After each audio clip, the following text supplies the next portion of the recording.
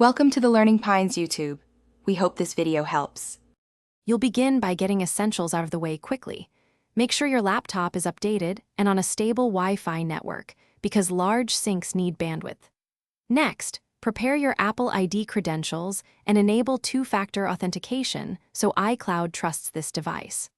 Once done, open System Settings on Mac OS or the Icloud app on Windows, then select Sign In. Enter your Apple ID credentials and follow on-screen verification prompts to register the laptop with your iCloud account.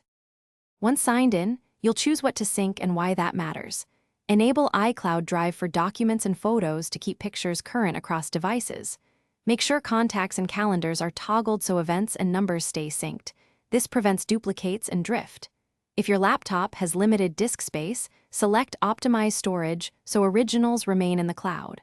Also turn on iCloud Keychain to securely sync passwords. Finally, map or select folders you want mirrored so files appear where you expect.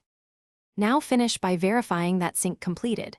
Open Finder on Mac OS or File Explorer on Windows and inspect iCloud Drive for recent files, then open Photos and Contacts to confirm recent items appear.